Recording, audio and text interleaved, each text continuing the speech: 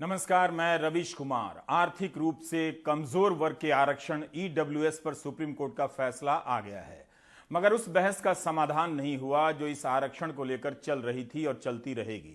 Supreme court के निर्णय का एक तरफ स्वागत भी हो रहा है, बीजेपी काफी उत्साह से इसका स्वागत कर रही है, कांग्रेस भी कर रही है, तो दूसरी तरफ कई सामाजिक कार्यकर्ता इसे लेकर नाराज हैं, आलोचना कर रहे हैं। इसकी बहस फिर से घूम फिरकर राजनीति के उसी घेरे में पहुंच गई है जहां हर कोई अपने अपने वोट के हिसाब से चुप हो जाता है या थोड़ा बहुत बोल रहा है। आरक्षण का मकसद, उसकी परिभाषा और अन्य मसले पीछे छूट गए हैं। वैसे राजनीतिक तौर पर भी यह मसला नहीं था, क्योंकि किसी ने इसे लेकर जनता के बीच व्यापक रूप से मुद्दा नहीं बनाया। अब कोर्ट का आदेश आ गया कि आर्थिक रूप से कमजोर वर्ग के लिए आरक्षण का कानून सही है। इसके बाद और भी इन राजनीतिक दलों के लिए मुश्किल होगा जनता के बीच जाना। जरूर डीएमके ने फैसले की आलोचना की है, बल्कि मुखर आलोचना करने वाली एकमात्र पार्टी डीएमके ही रही। इस फैसले को चुनौती देने के लिए 40 याचिकाएं सुप्रीम कोर्ट में दायर की गई थीं। आज 5 जजों की संविधान पीठ ने फैसला दे दिया कि आर्थिक रूप से आरक्षण का फैसला सही है और यह संविधान के आधारभूत ढांचे में कोई बदलाव नहीं करता। 5 सदस्यों की बेंच के 3 सदस्यों ने आरक्षण के पक्ष में फैसला दिया, लेकिन 2 सदस्यों ने इस आरक्षण को गलत बताया है। जस्टिस यूयू ललित और जस्टिस एस रविंद्र भट्ट ने कहा कि आर्थिक रूप से कमजोर तबके को आरक्षण देना गलत है। जस्टिस दिनेश माहेश्वरी, जस्टिस जेबी पारदीवाला और जस्टिस बेला एम त्रिवेदी ने आर्थिक रूप से कमजोर वर्ग के आरक्षण के फैसले को सही माना है। जस्टिस दिनेश माहेश्वरी ने कहा कि ईडब्ल्यूएस पर आरक्षण भारत के संविधान के बुनियादी ढांचे का उल्लंघन नहीं करता है। ईडब्ल्यूएस आरक्षण प्राप्त करने से वर्गों का बहिष्करण, समानता का उल्लंघन नहीं होता है। इसलिए ईडब्ल्यूएस आरक्षण संविधान के किसी प्रावधान का उल्लंघन नहीं करता। जस्टिस बेला त्रिवेदी ने कहा कि ईडब्ल्यूएस को भेदभावपूर्ण नहीं माना जा सकता है। नागरिक की उन्नति के लिए सकारात्मक कार्रवाई के रूप में संशोधन की आवश्यकता है। जस्टिस पारदीवाला ने कहा कि आरक्षण आर्थिक न्याय को सुरक्षित करने का एक साधन है। इसके कारणों को मिटाने की कवायद आजादी के बाद शुरू हुई और अब भी जारी है। इस तरह 5 जजों की संविधान पीठ में 3 जजों ने ईडब्ल्यूएस आरक्षण को सही और संवैधानिक करार दिया और यह फैसला बहुमत का माना गया। चीफ जस्टिस यूयू ललित और जस्टिस एस रविंद्र भट्ट ने तीनों जजों से अलग राय रखी। जस्टिस एस रविंद्र भट्ट ने कहा कि 10% आरक्षण में से एससी, एसटी, ओबीसी को अलग करना भेदभावपूर्ण है। यह आरक्षण असंवैधानिक है। आर्थिक रूप से कमजोर वर्ग के सामान्य वर्ग में 10% आरक्षण को सुप्रीम कोर्ट ने बहुमत से सही ठहराया है, लेकिन 2 जजों ने इस पर असहमति जताई और खासतौर पर जस्टिस एस रविंद्र भट्ट, जिन्होंने अपने फैसले में लिखा है, उन्होंने काफी बड़ी बातें इस फैसले में लिखी और कहा है कि आर्थिक मानदंड पर, आर्थिक आधार पर आरक्षण को मंजूरी दी जा सकती है, लेकिन अगर ऐसे आरक्षण में एक वर्ग के साथ भेदभाव किया जाता है, यानी एससी, एसटी और ओबीसी वर्ग के साथ उनको शामिल नहीं किया जाता, उनका बहिष्कार किया जाता है, तो ये पूरी तरह से भेदभावपूर्ण है और ये साथ ही साथ संविधान की मूल भावना के खिलाफ भी है। उन्होंने ये भी कहा है कि जिस तरीके से सरकार ने 2019 के इस संशोधन में एससी, एसटी और ओबीसी को बाहर कर दिया और सिर्फ सामान्य वर्ग के आर्थिक रूप से कमजोर लोगों को आरक्षण दिया है, वो भविष्य के लिए भी ठीक नहीं है और ना ही ऐसा कभी सोचा गया था, ये उन्होंने कहा है। और इसके साथ साथ आंकड़े भी उन्होंने यहाँ पर दिए हैं। सिनो कमेटी की रिपोर्ट जो 2010 में आई थी, इसके अलावा 2001 के जो जनगणना थी और 2004-5 के जो आंकड़े थे, उनके आधार पर ये साबित करने की कोशिश की है। उन्होंने बताया कि किस तरीके से इस देश में जो है वो गरीबी रेखा से उस समय के नीचे रहने वाले लोग 31.7 करोड़ लोग थे, जिनमें से 7.74 करोड़ लोग एससी से संबंधित थे, यानी अनुसूचित जाति से संबंधित थे। 4.25 करोड़ लोग एसटी समुदाय से थे। इसके अलावा ओबीसी से 18.33 करोड़ लोग शामिल थे और जबकि सामान्य वर्ग के जो गरीब लोग थे उस इन आंकड़े के मुताबिक वो सिर्फ 5.5 यानी 5.5 करोड़ थे। ऐसे में इस संशोधन ने आर्थिक रूप से कमजोर अगड़ी जातियों को, सामान्य जातियों के लोगों को तो 10% आरक्षण दिया है, लेकिन उस आरक्षण में उन जातियों के लोगों को हटा दिया है, बाहर कर दिया है जो सबसे ज्यादा गरीब लोग हैं। उन्हीं में सबसे ज्यादा गरीब लोग हैं और उन्हीं जातियों को बाहर कर दिया है। और इन जातियों का जो उल्लेख है वो खुद संविधान में भी किया गया है कि इन जातियों को जरूरत है उत्थान के लिए। साथ ही साथ उन्होंने बहुत सारे हवाला भी दिया है, अपने फैसलों का, पुराने फैसलों का भी हवाला दिया है और कहा है कि 50% की जो सीमा पार की गई है इस पर भी ध्यान देना चाहिए, इस पर एक बार डिबेट की जरूरत है, क्योंकि पहले 1994 में यही चुनौतियां दी गई थी कि 50% से ऊपर नहीं जा सकता और सुप्रीम कोर्ट का फैसला भी यही है। सुप्रीम कोर्ट ने में जस्टिस भट्ट ने ये भी कहा है कि आप किस आधार पर, आप वर्गीकरण के आधार पर असमानता बना दी है। अगर आप समानता का जो सिद्धांत है वो ये कहता है कि सबके कानून के समक्ष सब समान होंगे और समान रोजगार के अवसर होंगे, लेकिन यहाँ पर SC, ST और OBC के लोगों को सिर्फ इस आधार पर बाहर कर दिया गया है। वो भले ही गरीब हों लेकिन उन्हें अलग से लाभ मिल रहा है, इसलिए उनको इस आरक्षण में लाभ नहीं मिलेगा। ये जो है समानता का जो संहिता है उसके खिलाफ जाता है और ये भेदभावपूर्ण है और ये पूरी तरह पक्षपात करता है, इसलिए ये संवैधानिक है। उन्होंने भाईचारे की बात की है भारत का, और ये भी कहा है कि भारत का संविधान बहिष्कार की भाषा नहीं बोलता है, वो जोड़ने की भाषा बोलता है। लेकिन यहाँ पर अदालत ने, यानी बहुमत के फैसले ने बहिष्कार के सिद्धांत पर और गैर समानता के सिद्धांत पर एक तरीके से अपनी मंजूरी दे दी है। ये बिल्कुल गलत है उनकी नज़र में। और उन्होंने ये भी कहा है कि बंधुत्व और भाईचारा जो है वो देश की सांस्कृतिक रूप से उसमें शामिल रहा है। और इस तरीके से वर्गीकरण, गरीबों का वर्गीकरण, गरीब दो तरह के गरीब यहाँ पर इस संशोधन ने बना दिए हैं। एक गरीब वो हैं जो सामान्य वर्ग के हैं और एक गरीब वो हैं जो SC, ST और OBC समुदाय के हैं, जिनकी वकालत, जिनके हितों की वकालत भारत का संविधान भी करता है और इसी के कारण उनको आरक्षण दिया गया था। काफी अहम है ये टिप्पणियां और उन्होंने संवैधानिक इसे करार दिया है और कहा है कि इस तरह का वर्गीकरण ठीक नहीं है। सबसे ज्यादा गरीब जब खुद SC, ST और OBC में है तो उनको इस आरक्षण से बाहर कैसे किया जा सकता है। सुप्रीम कोर्ट के फैसले की कॉपी देर शाम तक नहीं मिल पाई। बेहतर है पूरा फैसला पढ़ने के बाद ही, फैसले के संदर्भों को समझने के बाद ही इसका विश्लेषण किया जाए। इसलिए आज के कार्यक्रम में इस बात का ध्यान रखा जाना चाहिए कि फैसले की तमाम महत्वपूर्ण बातें नहीं भी हो सकती हैं। जनवरी 2019 में मोदी सरकार ने संविधान में 103वां संशोधन कर आर्थिक रूप से कमजोर तबके के लिए 10% आरक्षण की व्यवस्था कर दी। इस आरक्षण को लेकर संवैधानिक स्तर पर भी सवाल उठे और जातिगत भेदभाव की सामाजिक सच्चाई को लेकर भी। लेकिन इस फैसले के बाद हुए लोकसभा और इस साल के यूपी चुनाव के नतीजों को आधार माने तो जमीन पर इसका वैसा विरोध नहीं लगता है। बीजेपी को भारी जीत नहीं मिलती अगर पहले से आरक्षण पा रही जातियां और 2019 के बाद से EWS आरक्षण पाने वाली जातियों में कोई राजनीतिक टकराव होता। दूसरी तरफ सामाजिक न्याय की राजनीति से जुड़े दल और नेता इस मसले पर बंट गए। कुछ की संसद में ताकत भी नहीं थी तो कुछ ने संसद के बाहर भी बोलने का साहस नहीं दिखाया। आज जनता दल यूनाइटेड के नेता केसी त्यागी ने कहा कि बिहार में तो नीतीश कुमार ने सवर्ण आयोग का गठन किया था। कर्पूरी ठाकुर ने बिहार विधानसभा में प्रस्ताव रखा कि सामान्य वर्ग के गरीब लोगों के लिए आरक्षण हो, जिसके कारण कर्पूरी ठाकुर की सरकार ही चली गई थी। नहीं, हम तो इस मूव के प्राइम मूवर्स हैं। हमारे नेता स्वर्गीय कर्पूरी ठाकुर ने बिहार विधानसभा में 1978 में इस आशय का प्रस्ताव रखा था और इसका आधार था मुंगेरी लाल जो कमीशन बना था उसमें इसकी रिकमेंडेशन थी। और मैं इसको दर्ज कराना चाहता हूं कि इसमें सामान्य वर्ग के गरीब लोगों के लिए आरक्षण की व्यवस्था थी और जिसके रहते कर्पूरी ठाकुर जी की सरकार भी चली गई थी। नंबर 1। नंबर 2, जब हम 1990 में जब मंडल कमीशन की अनुशंसाएं लागू की गई थी, खूब उसका विरोध हुआ था, लेकिन हमारे नेता VP सिंह जी ने 10% के आरक्षण की व्यवस्था इन कमजोर वर्गों के जो सामान्य वर्ग के लोग हैं उसके लिए घोषणा की थी। नंबर 3, श्री नीतीश कुमार के नेतृत्व में बिहार में स्वर्ण आयोग का गठन किया गया था, जिसकी recommendation in economically weaker section के लोगों के लिए थी और उसका प्रस्ताव हम लोगों ने किया था विधानसभा से।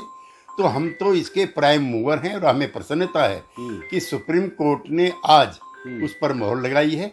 और सभी को इसका स्वागत इसलिए करना चाहिए कि अदालतों के फैसले पर टीका टिप्पणी करने के रिवाज कम। जो कुछ लोग अब नए तरीके से आर्थिक आधार पर सभी वर्गों के लिए आरक्षण की व्यवस्था चाहते हैं, वो मानसिक तौर पर बीमार हैं और पूरी संवैधानिक व्यवस्थाओं को वो बदल करके देश को गृह युद्ध की तरफ ले जाना चाहते हैं। इसी तरह बसपा नेता मायावती भी सामान्य वर्ग के लिए आर्थिक आधार पर आरक्षण की वकालत करती रही हैं। राज्यसभा में इस पर जब मतदान हुआ तब उनकी पार्टी के सांसद सतीश चंद्र मिश्रा ने इस बिल के समर्थन में मतदान किया। उस समय लोक जनशक्ति पार्टी के नेता रामविलास पासवान ने कहा कि इसे संविधान की 9वीं अनुसूची में डाल देना चाहिए ताकि इसकी न्यायिक समीक्षा भी ना हो। मूल बात यह है कि इस मुद्दे को लेकर सामाजिक न्याय से जुड़े नेताओं द्वारा व्यापक विरोध नहीं किया गया, न तब और न अब। आज जरूर डीएमके नेता और तमिलनाडु के मुख्यमंत्री एमके स्टालिन ने सुप्रीम कोर्ट के फैसले पर ऐतराज जाहिर किया है, लेकिन जब इस पर मतदान हुआ तब उनकी पार्टी का एक भी सांसद लोकसभा में नहीं था। 2014 में तमिलनाडु से डीएमके को एक भी सीट नहीं मिली थी, मगर राज्यसभा में डीएमके के सांसद थे और उन्होंने इस बिल के खिलाफ मतदान किया। कोई ऐसा दल नहीं जिसमें पिछड़ा वर्ग, अन्य पिछड़ा वर्ग, अनुसूचित जाति, अनुसूचित जनजाति के सांसद ना हो, मगर किसी ने इस आरक्षण का विरोध नहीं किया। आज संसद के दोनों सदनों में इस बिल पर दिए गए भाषणों को फिर से पढ़ने की जरूरत है। राज्यसभा सांसद मनोज झा ने राजद की तरफ से उस बहस में कहा था कि हम इस बिल का विरोध करते हैं क्योंकि यह एंटी दलित है और गरीबों के खिलाफ है। राजद के चारों सांसदों ने इस बिल के खिलाफ वोट किया था राज्यसभा में। इंडियन यूनियन मुस्लिम लीग के राज्यसभा सांसद ने बिल के विरोध में वोट किया। आम आदमी पार्टी के सांसद संजय सिंह ने राज्यसभा में कहा कि यह आरक्षण सवर्णों के साथ धोखा है। उनका मीडिया में छपा हुआ बयान है कि दलित आरक्षण को खत्म करने की मंशा के साथ यह बिल लाया गया है, लेकिन जब मतदान हुआ तब संजय सिंह ने इसके खिलाफ वोट देकर विरोध नहीं किया बल्कि गैर हाजिर हो गए। समाजवादी पार्टी के राज्यसभा सांसद रामगोपाल यादव ने इस आरक्षण का समर्थन किया। कांग्रेस के राज्यसभा सांसद कपिल सिब्बल ने बहस में हिस्सा लेते हुए कहा कि मंडल आयोग में भी आर्थिक रूप से कमजोर तबके के लिए आरक्षण का प्रस्ताव है। इंदिरा साहनी केस में सुप्रीम कोर्ट के 9 जजों की बेंच ने इसे असंवैधानिक कहा था। सिब्बल ने कहा कि मैं सरकार से पूछता हूं कि किस लॉ अफसर ने उसे बताया है कि यह बिल संवैधानिक रूप से सही है। राज्यसभा और लोकसभा में कांग्रेस सांसदों ने इस बिल के पक्ष में वोट किया था। लोकसभा में केवल 3 वोट इसके खिलाफ डाले गए। 323 वोट समर्थन में पड़े। 323 सांसदों में जाहिर है अनुसूचित जाति, जनजाति और पिछड़े वर्ग के सांसद भी रहे होंगे, सवर्ण सांसद तो रहे ही। एएमआईएम के असदुद्दीन ओवैसी और इंडियन यूनियन मुस्लिम लीग के सांसदों ने बिल के खिलाफ वोट किया। ओवैसी ने कहा कि मैं इस बिल का विरोध करता हूं, यह संविधान के साथ फ्रॉड है, यह बीआर अंबेडकर का अपमान है, यह संविधान की विचारधारा के खिलाफ है। लोक जनशक्ति पार्टी, समाजवादी पार्टी ने लोकसभा में समर्थन किया था। लोकसभा में जब बहस हो रही थी तब अरुण जेटली ने कांग्रेस पार्टी का घोषणा पत्र पढ़कर बताया कि कांग्रेस ने भी लिखा है कि गरीब सवर्णों को आरक्षण देने का रास्ता निकालेंगे। 8 जनवरी को जब यह बिल लोकसभा में पास हुआ तब प्रधानमंत्री नरेंद्र मोदी ने सभी दलों के सांसदों का धन्यवाद करते हुए एक ट्वीट किया, जिन्होंने संविधान के 103वें संशोधन का समर्थन किया था। आज कांग्रेस पार्टी के मीडिया प्रमुख जयराम रमेश ने बयान जारी कर सुप्रीम कोर्ट के फैसले का स्वागत किया है। जयराम रमेश ने कहा कि संविधान के 103वें संशोधन की प्रक्रिया मनमोहन सिंह सरकार के फैसले के कारण ही शुरू हो सकी। जब 2005-6 में सिन्हो आयोग का गठन किया गया, 2010 में आयोग ने रिपोर्ट दी और इसके सुझावों पर व्यापक रूप से चर्चाएं होती रहीं। तब 2014 तक यह बिल तैयार हो सका। मोदी सरकार ने 5 साल लगा दिए फैसला लेने में। बीजेपी ने आज के फैसले का स्वागत करते हुए कहा कि प्रधानमंत्री नरेंद्र मोदी के विजन को इसका श्रेय जाता है। बीजेपी नेता बीएल संतोष ने ट्वीट किया है कि सामाजिक न्याय की दिशा में यह एक बहुत बड़ा कदम है। सुप्रीम कोर्ट के निर्णय के साथ जो संविधान को मानने वाले लोग हैं वो सब उनको मानने को तैयार है। सुप्रीम कोर्ट ने जो वर्डिक्ट दिया है उसका हम सम्मान करते हैं। सर्वप्रथम तो मैं समझता हूँ 1952 से लेकर अब तक जब कभी स्प्लिट वर्डिक्ट आता है ना, तो उसमें इंटरप्रिटेशन और इंटरवेंशन की संभावनाएं खुली होती है।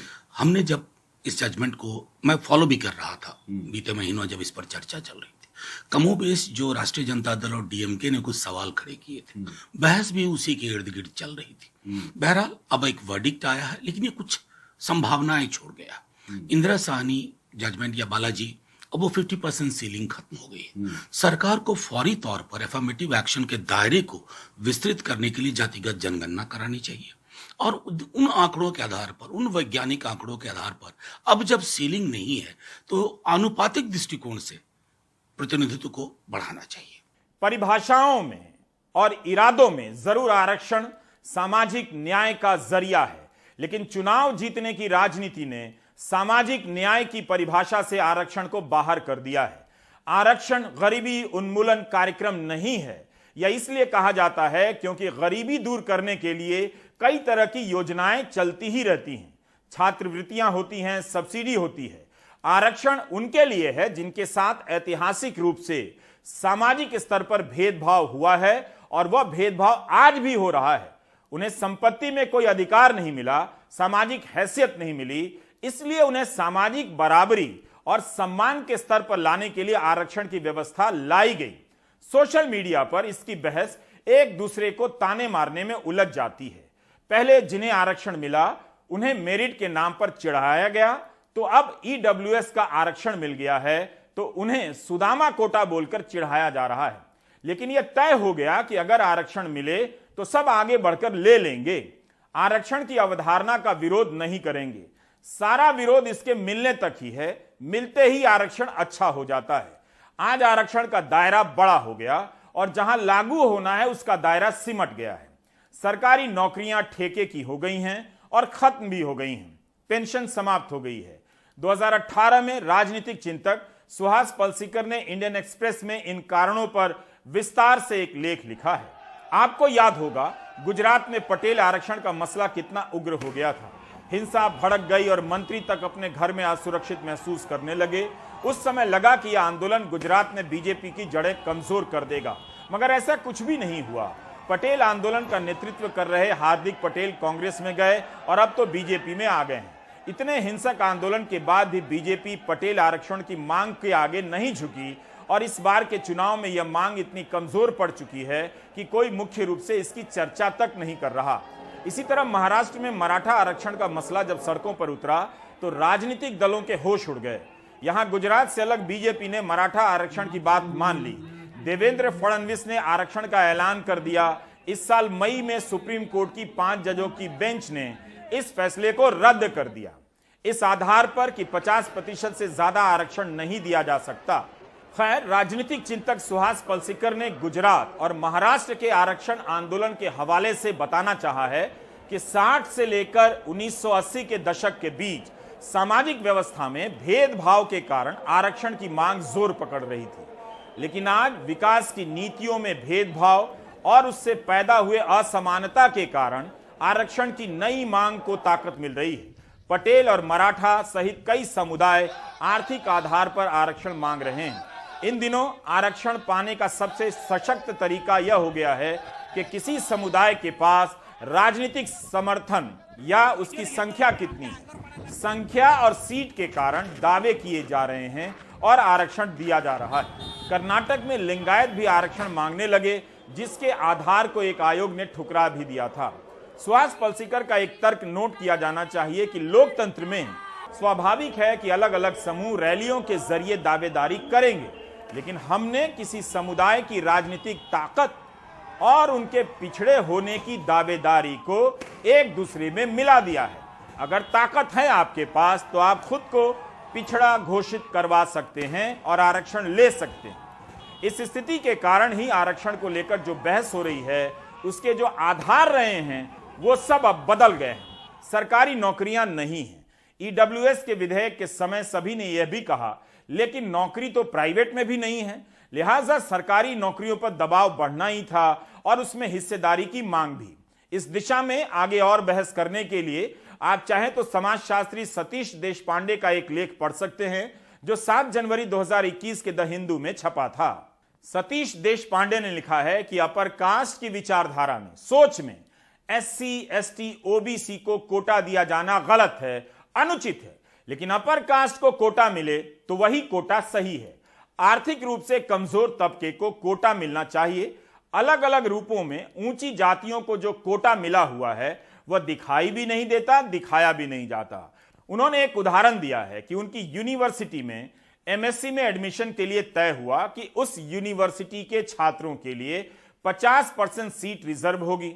यह भी एक तरह का कोटा है, मगर किसी को दिखा नहीं, किसी ने विरोध नहीं किया। देशपांडे का कहना है कि कोटा और मेरिट एक दूसरे के खिलाफ नहीं है। आरक्षित सीटों में भी भयंकर प्रतिस्पर्धा है। बिना मेरिट के, बिना अधिक नंबर के कोटा की सीट हासिल नहीं कर सकते, लेकिन महंगे प्राइवेट स्कूल और कोचिंग संस्थानों की सीटें तो केवल पैसे वालों के लिए होती हैं। मेरिट में कई चीजें शामिल होती हैं। योग्यता के अलावा प्रयास भी है और सामाजिक पूंजी भी जो पीढ़ियों से बनती है। सामाजिक पूंजी का बड़ा रोल होता है। मेरिट एक तरह से अपर कास्ट के लिए कोड वर्ड है कि यह केवल उन्हीं के पास है, लेकिन यह धारणा तो कब की ध्वस्त हो चुकी है। आरक्षित वर्गों के छात्र इतने अधिक नंबर ला रहे हैं कि अनारक्षित श्रेणी में दावेदारी करने लग जा रहे हैं, लेकिन उनकी इस प्रतिभा को स्वीकार नहीं किया जाता, बल्कि रोकने के उपाय निकाले जाते हैं। सतीश देशपांडे का निष्कर्ष है कि ईडब्ल्यूएस आरक्षण की मांग के साथ मेरिट की सारी दलीलें खोखली नजर आती हैं। जिस मेरिट के आधार पर आरक्षित वर्ग को टारगेट किया गया, उस हथियार को छोड़कर अपर कास्ट आर्थिक आधार पर अपने लिए आरक्षण को गले लगा रहा है। हमने शब्दशः अनुवाद नहीं किया है, बल्कि सार संक्षेप पेश किया है। इसका समाधान अवसरों के विस्तार में है। सरकारी नौकरियों का स्वरूप बदल चुका है। उस हिसाब से इस समस्या को देखेंगे तो स्थिति निराशाजनक है। नेताओं ने एक चालाकी की है। हर दल के नेताओं ने अपने आप को आरक्षण की बहस और राजनीति से बाहर कर लिया है और एक रास्ता निकाल लिया है कि नौकरी ना दो, मगर आरक्षण देकर जनता के बीच सीना फुलाते रहो। मगर यह कब तक चलेगा? हर तबके के नौजवान, हर जाति के नौजवान सरकारी परीक्षा का गजट पत्र लेकर पत्रकारों के पीछे भटक रहे हैं कि उनकी नौकरी अचानक खत्म कर दी गई। 5 साल से सेवाएं दे रहे थे, अचानक सरकार ने बाहर कर दिया। तो 5 साल हो गए परीक्षा को दिए हुए, अभी तक परिणाम नहीं आया और नियुक्ति पत्र नहीं मिला। इस तरह के सवालों के साथ हर जाति और धर्म के छात्र भटक रहे हैं। ऐसे छात्रों के संघर्ष हमारी नजरों से ओझल कर दिए जाते हैं।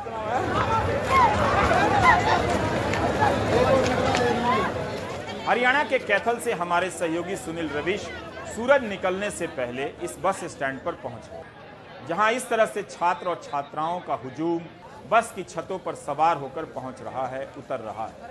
इन सभी को परीक्षा में शामिल होना है। आरक्षण को लेकर होने वाली बहसों के यथार्थ से दूर यह भी एक बड़ा यथार्थ है। हरियाणा में शनिवार और रविवार को ग्रुप सी और डी की नौकरियों के लिए एक पात्रता परीक्षा करवाई गई, जिसमें करीब 10,78,000 परीक्षार्थियों ने हिस्सा लिया। गनीमत है कि हरियाणा सरकार ने करीब 15,400 बसों की व्यवस्था की थी और मुफ्त इंतजाम किया था। इसके बाद भी 10 लाख छात्रों के आगे यह संख्या और सुविधा कम ही पड़ गई। ये पात्रता परीक्षा है। वैसे कितने सीटों की वैकेंसी है, इसकी घोषणा अभी नहीं हुई है। छात्रों को अपने ही राज्य में पात्रता परीक्षा के लिए 100-200 किलोमीटर की यात्राएं करनी पड़ रही हैं। इस सेंटर से उस सेंटर तक भटकना पड़ा। क्या ये परीक्षाएं अपने अपने जिले में नहीं हो सकती थी? सरकार तो सभी जिलों में है, तो अपने जिले में क्यों नहीं व्यवस्था हो सकती थी? हरियाणा के मुख्यमंत्री मनोहर लाल खट्टर ने 23 सितंबर 2019 में परीक्षा भर्ती में अव्यवस्था को देखते हुए वादा भी किया था कि आगामी परीक्षा आसपास के जिलों में ही आयोजित करवाई जाएगी। उस समय हरियाणा में 2019 में चुनाव होने थे। उस वादे का क्या हुआ? क्यों ये छात्र इस तरह से बसों की यात्राएं कर रहे हैं? हरियाणा में 22 जिले हैं, केवल 17 जिलों में ही परीक्षाएं हुई। 5 जिलों में नकल माफियाओं का ऐसा जोर था कि सरकार ने वहां परीक्षा नहीं कराई, उन्हें ब्लैकलिस्ट कर दिया। यह तो एक तरह से सरकार की भी हार है। 5 जिलों को ब्लैकलिस्ट तब भी करना पड़ा जब सरकार ने अलग अलग समय में नकल करवाने के आरोप में 771 लोगों को जेल में बंद किया हुआ है। 23 सितंबर 2019 को हमने प्राइम टाइम में दिखाया भी था कि हरियाणा में क्लर्क भर्ती परीक्षा हुई। उस भर्ती परीक्षा में यात्रा के दौरान करीब 10 से ज़्यादा युवाओं की मौत हो गई थी। कैथल के सुभाष का घर उजड़ गया, उनके दोनों बेटों की सड़क दुर्घटनाओं में मौत हो गई। हरियाणा में बेरोजगारी दर बहुत ज़्यादा है। 2019 से 22 के बीच क्या सुधार हुआ है, छात्रों की ये भीड़ बहुत कुछ बता रही है। ये सफ़र बहुत ही तंग रहा। एटलीस्ट लड़कियां बहुत ही ज़्यादा परेशान हो रही थी, उन्हें कोई फैसिलिटी नहीं है। बेचारी इतनी दूर से आ रही हैं, कोई बाप को लेके आ रही, कोई भाई को, कोई अपने पति के साथ आ रही है। छोटे छोटे बच्चे हैं गोद में, उनकी कोई फैसिलिटी नहीं है। लड़कियों की तो अलग से चलानी चाहिए थी, और नहीं चला सकते तो कम से कम लोकल में तो कर सकते हो। 30 या 35 किलोमीटर के अंदर तो लड़कियों का एग्ज़ाम हो सकता है। हम तो लड़के हैं, लड़के तो कहीं भी जा सकते हैं, लेकिन लड़कियों की दिक्कत बहुत है। आप देख रहे हो पीछे कितना रश हो रहा है। लड़कियों की कोई सेफ्टी नहीं है, कोई ख्याल नहीं रखा जा रहा है सरकार के द्वारा। आप खुद एग्जाम दे के आए? आप किसी के साथ? हाँ, मैं खुद एग्ज़ाम दे के आऊँ। कल मेरा पानीपत एग्ज़ाम था, आज मेरी सिस्टर का एग्ज़ाम था। 2 दिन हो गए पूरे सफ़र ही सफ़र। मैं भाई सब 6 बजे घूमने लग रहा हूँ, हमारा पशुओं की तरह घूमने लग रहा है। ना कोई बस है ना कोई कुछ है। इंचार्ज था पूछने जावा, इंचार्ज टरका दिया भाई सब। हाँ, इंक्वायरी पूछने जाए, इंक्वायरी वाली कहता भाई मार पाके झूठ बोलो, हम तो 20-20 मिनट के आएगा भाई, पब्लिक ना पागल बनाने लग रहे हैं। मैं तो सरकार से पूछना चाहूँ, जब पूरा ही नहीं पढ़ना तो फिर फ्री का टकोसला क्यों दे दिया? सरकार कह रही है कि बस पे जो सर्विसेज है वो फ्री दी गई है। ये फ्री तो भाई सब एक नाम मात्र है कि वो जुमला है वो फ्री का। तो मैं तो मुख्यमंत्री जी से पूछना चाहता हूँ, इससे बढ़िया तो हम किराया लगा कर ये असुविधा तो नहीं हो थी। मैं तो सरकार से पूछना चाहता हूँ, आप ना ये ढकोसले मत दो। आप तो ये बेरोजगारों के साथ एक मजाक कर रहे हो, बददम मजाक कर रहे हो बेरोजगारों के साथ। एक सौ ऊपर से भाई उनके पास रोजगार नहीं, ऊपर से आप फ्री के नाम पे उनके साथ मजाक कर रहे हो। किसी बच्ची का पेरेंट्स नहीं तो किल्ली कैसे जाएगी सर? अब 6 बजे मैं कैथल में खड़ा हूँ, अब पानीपत कैसे जाएंगे बताओ। हमारे 2 बच्चे गुड़गांव में पलवल में गए हुए हैं, गुड़िया हैं वो वहाँ से कैसे आएंगे बताओ इस टाइम यहाँ पर? तो मेन प्रॉब्लम ये है सर, हमारी सरकार से हाथ जोड़कर रिक्वेस्ट है कि ये समस्या जो है बच्चों की जस्ट विदिन 40 किलोमीटर के अंदर दायरे में पेपर रखे बच्चों का, और बच्चों को कोऑपरेट करे। और काफ़ी करेक्शन आई है यहाँ पर, 2 बच्चों का करियर खराब हुआ है। 3 जगह स्टॉपेज करके मैं कैथल तक आया हूँ। अब कैथल भी बस आवे हैं एकदम अचानक से भर जावे, जेंट्स तो भाग के चढ़ जाओ, लेकिन लेडीज़ पे नहीं वो समस्या समाधान हो रहा। लेडीज़ तो वहीं लटकी रह जाओ है। सरकार ने बेराही देख ली भी, चाहे वो पेपर के नाम पे, फ्री की सुविधा के नाम पे सरकार अपनी टीआरपी बटोर रही है, नहीं कि कोई समस्या समाधान हो रहा है किसी का। वैसे हरियाणा के भर्ती आयोग के एक उपनिदेशक अनिल नागर नवंबर 2021 में करोड़ों रुपए लेकर भर्तियां कराने के आरोप में जेल में बंद हैं। जो पैसे लेकर नौकरी के लिए आंसर सीट को खुद ही भरने की जिम्मेदारी लिया करते थे, उनके साथ आयोग में उनके सहयोगियों को भी पैसे के साथ पकड़ा गया था। ये खबर है, आप सर्च कर सकते हैं। इस परीक्षा के लिए डिजिटल इंतजाम भी किए थे, लेकिन एडमिट कार्ड में सेंटर का नाम कुछ और छप गया, सेंटर कहीं और पड़ गया। कई महिला परीक्षार्थियों के एडमिट कार्ड में पुरुषों की डिटेल मिल गई, लेकिन फिंगरप्रिंट उसी महिला परीक्षार्थी का ही मैच हुआ।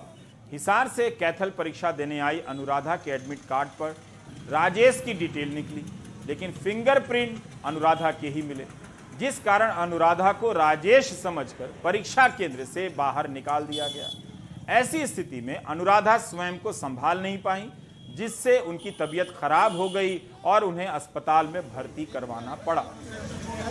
कैथल करनाल से हमें कोई बस नहीं मिली। मेरा सेंटर जो था वो करनाल से भी बहुत आगे था। वहाँ से मैंने पहले करनाल की बस ली, करनाल से मेरे को फिर वहाँ से हमें कैथल की बस मिली। अब यहाँ कैथल से आके हम हिसार जाएंगे। कितने घंटे से सफ़र कर रहे हो एग्जाम के लिए? हम सुबह 7 बजे से सफ़र कर रहे हैं और अभी तक हिसार पहुँचेंगे नहीं, पता नहीं। तो क्या समस्या, क्यों लग रहा है कि आपको ये जो दूर दूर सेंटर किए गए हैं? ये सरकार की आई थिंक इन्होंने जल्दबाजी में किया है ना, इसीलिए हो रहा है। अगर अदरवाइज इन शिफ्टों को हम 4 में बांट सकते थे, 4 दिनों में, तो जो स्टूडेंट जो थे वो पास आ सकते थे और उनका शिफ्ट डिवीज़न हो जाता तो बस वालों को भी प्रॉब्लम नहीं होती। अब रोडवेज वालों को प्रॉब्लम फेस करनी पड़ रही है, इसीलिए क्योंकि सिर्फ 2 दिन में एग्ज़ाम कंडक्ट करवाया इन्होंने। तो ये आई थिंक दैट्स। आप आए हो तो महिलाओं की क्या समस्याएं आपको नजर आई है बस में? महिलाओं की समस्या यही है कि सीट नहीं मिल रही है, खड़े होके जाना पड़ रहा है, और कुछ को मतलब कि महिलाएं इतनी स्ट्रॉन्ग भी नहीं होती आई थिंक। तो उनको फेस करनी पड़ रही है प्रॉब्लम, और सिक्योरिटी पर्पज से भी लेकर उनको हो रही है प्रॉब्लम। मेरा सेंटर पहले इंटीमेशन स्लिप में पंचकुला शो किया था, बाद में जब एडमिट कार्ड डाउनलोड किया तो उसमें DAV senior secondary school Ambala cantt show किया। तो जब हम वहाँ पे पेपर देने पहुँचे, हमारी टाइमिंग है 10 बजे की, तो जब हम पेपर देने पहुँचे हैं तो वहाँ पे कोई सेंटर ही नहीं है। तो DAV स्कूल जो है वहाँ पे सेंटर कोई स्टाफ नहीं है, कोई कुछ नहीं है, तो हम ऐसे खड़े हैं। अब दोबारा से हमें कहा गया कि डाउनलोड करो अपना रोल नंबर, तो हमने डाउनलोड किया। हमारा कालका पंचकुला में बना है, तो 10 बजे की टाइमिंग है। अब हम कैसे पहुँचेंगे वहाँ पे? अब हम सरकार से ये मांग करते हैं कि ये हमारा या तो दोबारा से कंडक्ट किया जाए, या हमें नेक्स्ट डे या नियर डियर आज ही के दिन हमारा पेपर लिया जाए।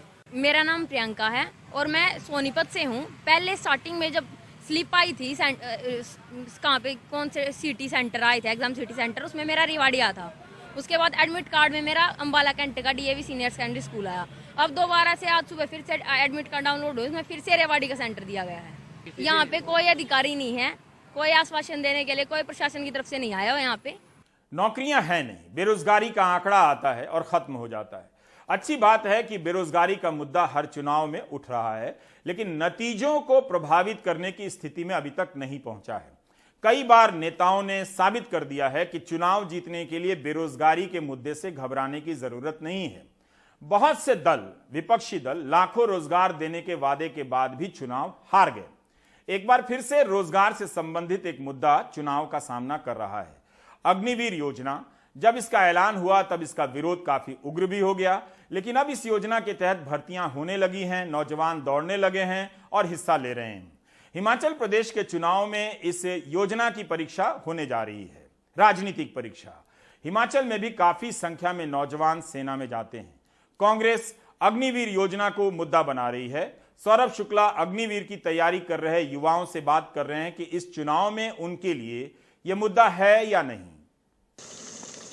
19 साल के सनम ठाकुर हमीरपुर में रहते हैं। रोज सुबह कड़कड़ाती ठंड में सेना में भर्ती की तैयारी के लिए 15 किलोमीटर दौड़ लगाते हैं। कहते हैं सेना की वर्दी इनका सपना है, लेकिन दिल में दर्द भी है कि अग्निवीर योजना की वजह से उन्हें सिर्फ 4 साल के लिए सेना में सेवा का मौका मिलेगा। सनम ठाकुर इस बार पहली बार वोट डालेंगे, लेकिन अग्निवीर योजना की वजह से बीजेपी से बेहद नाराज हैं। बहुत हद तक है हमारे अंदर की 4 सालों के लिए कर दिया है। इसका कुछ तो मतलब बच्चे करेंगे ही करेंगे सर। मतलब सरकार बदली भी जा सकती है और नहीं भी, अब क्या हो सकता है। आपको लगता है कि वोट के जरिए सरकार बदल भी सकते हैं? अग्निवीर योजना को लेकर लोगों के जहन में, युवाओं के जहन में थोड़ी सी नाराजगी सर? थोड़ी नहीं, बहुत है सर, बहुत है। 4 साल से 4 साल होते गया है, 4 सालों का तो पता ही नहीं चलता है। सिर्फ सनम ही नहीं, यहाँ सेना की तैयारी कर रहे ज्यादातर नौजवान अग्निवीर योजना को लेकर वोट से चोट देने की तैयारी कर रहे हैं। यही गांव है आपका हमीरपुर में? हाँ। सुबह तैयारी करते हो, रोज मेहनत करते हो? हाँ। मैं तो 3 टाइम आता हूँ ना। 3 टाइम आते हो? हाँ। क्या सपने हैं? सेना में जाना है? हाँ, सेना में जाना है। चुनाव में जब वोट डालने जाओगे क्या रहेगा जहन में? अग्निवीर योजना को लेकर कुछ नाराजगी है? सोच के जाओगे वोट डालने के लिए? हाँ, बहुत नाराजगी है सर। बहुत गलत हुआ सर, इतना बहुत 4 गलत साल हो। के लिए। वोट के जरिए आपके घर वाले क्या करेंगे, आप क्या करेंगे? विरुद्ध है सर पूरे। इस बार थोड़ा सोचा है कि मतलब अग्निवीर वाला जो सिस्टम किया वो अच्छा नहीं लग रहा, तो सरकार थोड़ी चेंज होनी चाहिए इस बार। चेंज होनी चाहिए इस बार, ये लगता है आपको? बिल्कुल। कांग्रेस भी युवाओं की नाराजगी को भांप रही है। यही वजह है कि प्रियंका गांधी अपनी हर रैली में अग्निवीर योजना को लेकर बीजेपी पर निशाना साध रहे हैं। अग्निवीर को देखिए कैसा स्कीम है, आप जानते होंगे। आप माताएं अपने बेटों को भेजते हैं सरहद पे देश की रखवाली करने के लिए, और ये लोग क्या कर रहे हैं?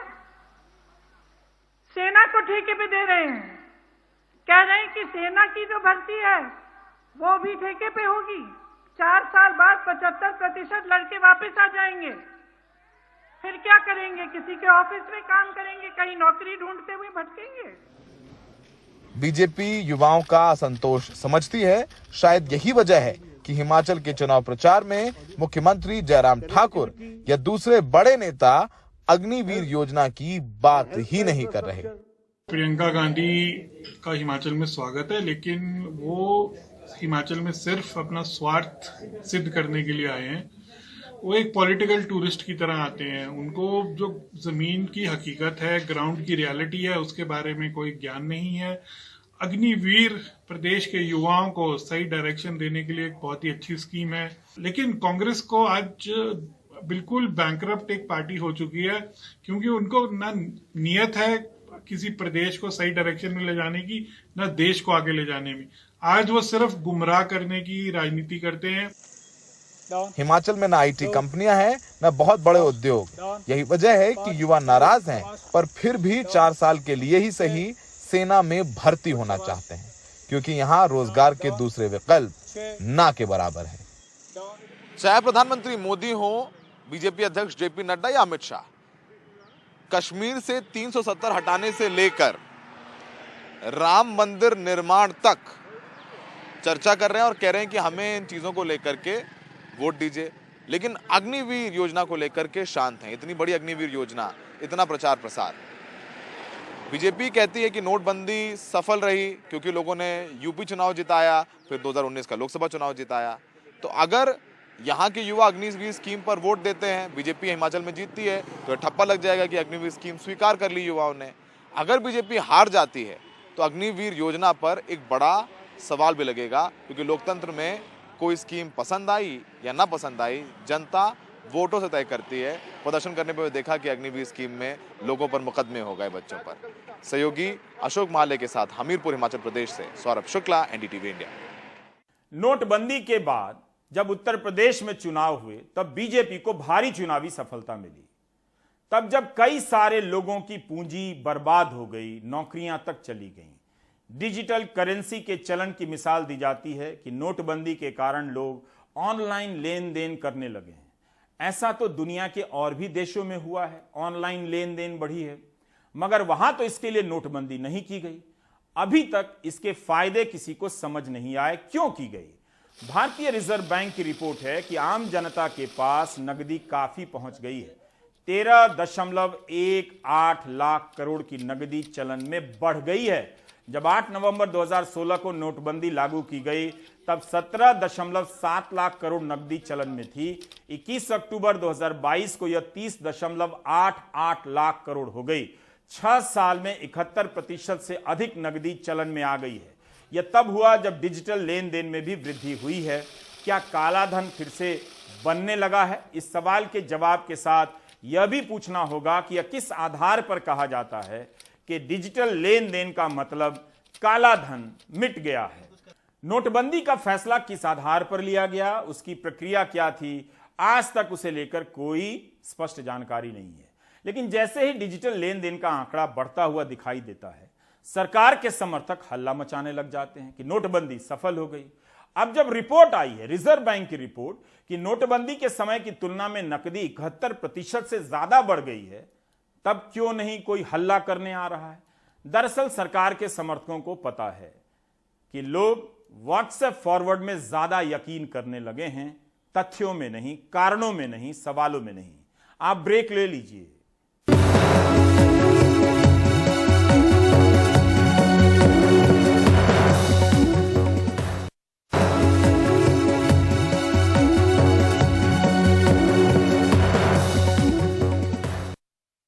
2012 में दिल्ली के छावला इलाके में एक 19 साल की लड़की के साथ सामूहिक बलात्कार और हत्या के मामले में 3 लोगों को मौत की सजा सुनाई जाती है। सुप्रीम कोर्ट ने इन्हें रिहा करने के आदेश दे दिए हैं। इस केस को दूसरा निर्भया केस भी कहा जाता है। पीड़ित परिवार का कहना है कि सुप्रीम कोर्ट से उन्हें ऐसी उम्मीद नहीं थी, उन्हें आघात लगा है। सुप्रीम कोर्ट की चौखट पर खड़े माता पिता अब निराश और हताश हैं। उन्हें कोर्ट के फैसले से गहरा धक्का लगा है। कोर्ट ने इनकी 19 साल की लड़की के अपहरण, उसके साथ गैंगरेप और निर्मम हत्या के मामले में मौत की सजा पाने वाले तीनों दोषियों को बरी कर दिया है। Justice Uday Umesh Lalit, justice S Ravindra Bhatt और जस्टिस बेला एम त्रिवेदी की बेंच ने फैसला सुनाया। एक बहुत बड़ा धक्का है जी। ऐसा है कि यहाँ पर हम न्याय के लिए आए थे और पूरा विश्वास था कि हमें आज न्याय मिलेगा। हमें हमारे जो है लड़की के जो दुश्मन है उनको फांसी का ऑर्डर मिलेगा, लेकिन ये तो न्यायालय ने जो है कि ठीक नहीं किया। हम तो पहले ही मतलब 12 साल पहले से टूट रहे हैं, लेकिन आज तो बिल्कुल ही मतलब कि इतना बुरा है कि मतलब जो भी आ रहा है वो सब कानून व्यवस्था पे आ रहा है कि कानून व्यवस्था अंधा कानून है। क्या आपने हार मान ली है या इस लड़ाई को आगे जारी रखेंगे? अभी आगे जारी रखेंगे। अच्छा। साथ विमर्श करे कोर्ट भी, जज भी, अच्छा। कि क्या हो रहा है क्या नहीं, कहाँ पे गलती हो गई, चूक हो गई जो फाइल पढ़ने में, कि जो जजों ने उनको मतलब 2 कोर्ट से फांसी का ऑर्डर आ गया, तीसरे कोर्ट में कहाँ धोखा खा गए। 7 अप्रैल 2022 को सुप्रीम कोर्ट ने तीनों दोषियों की मौत पर फैसला सुरक्षित रखा था। सुप्रीम कोर्ट को तय करना था कि तीनों की मौत की सजा बरकरार रखी जाए या नहीं। दिल्ली पुलिस ने मौत की सजा कम करने की अर्जी का विरोध किया था। पुलिस की ओर से एएसजी ऐश्वर्या भाटी ने कहा कि ये अपराध सिर्फ पीड़िता के साथ नहीं बल्कि पूरे समाज के साथ हुआ है। दोषियों को कोई रियायत नहीं दी जा सकती क्योंकि उन्होंने वहशियाना अपराध किया है। दलील दी गई कि ऐसा अपराध है जिसके कारण माता पिता बेटियों को सांड ढले घर के बाहर नहीं रहने देते। दोषियों ने न केवल युवती से सामूहिक बलात्कार किया बल्कि उसके मृत शरीर का भी अपमान किया। वहीं तीनों दोषियों की ओर से अदालत में कम सजा की मांग की गई थी। दिल्ली के छावला इलाके में रहने वाली 19 साल की लड़की 9 फरवरी 2012 को उस वक्त घर के पास से अगवा कर ली गई जब वो काम से वापस लौट रही थी। बाद में पीड़िता का शत विक्षत शरीर हरियाणा के रेवाड़ी में एक खेत में मिला था। उस पर कार के औजारों और अन्य चीजों से बेदर्दी से हमला किया गया था। उसकी गैंगरेप के बाद हत्या कर दी गई और शव को जलाने की कोशिश की गई थी। इस मामले में मृतक लड़की के पड़ोसी रवि, राहुल और विनोद को गिरफ्तार किया गया था। दिल्ली की द्वारका कोर्ट ने फरवरी 2014 में तीनों को बलात्कार और हत्या के लिए दोषी ठहराते हुए मौत की सजा सुनाई थी। 26 अगस्त 2014 को दिल्ली हाई कोर्ट ने भी मौत की सजा की पुष्टि करते हुए कहा कि वे शिकारी थे जो सड़कों पर घूम रहे थे और शिकार की तलाश में थे। तीनों दोषियों ने दिल्ली हाई कोर्ट के आदेश को सुप्रीम कोर्ट में चुनौती दी थी। सुप्रीम कोर्ट के फैसले पर सवाल भी खड़े हो रहे हैं। पहले तो मुझे यही आश्चर्य है कि एक फीमेल जज के मुंह से हमने फैसला सुना, और जब इससे पहले वाले जो मामले में सब जजेस ने 15-15 मिनट तक अपने पूरे जजेस के आधार दिए, फैसले के आधार, इसमें 2 सेकंड या 5 सेकंड भी नहीं लगे। उनने कहा हाई कोर्ट और निचली अदालत के रद्द किए जाते हैं और दे आर सेट फ्री, माने ये आज़ाद है। मैं तो आश्चर्यचकित थी कि मैंने सही सुना है कि नहीं। एटलीस्ट आधार देते, थोड़ा संतुष्टि होती। हाँ, जो आधार है वो आएंगे, हर फैसले में होते हैं।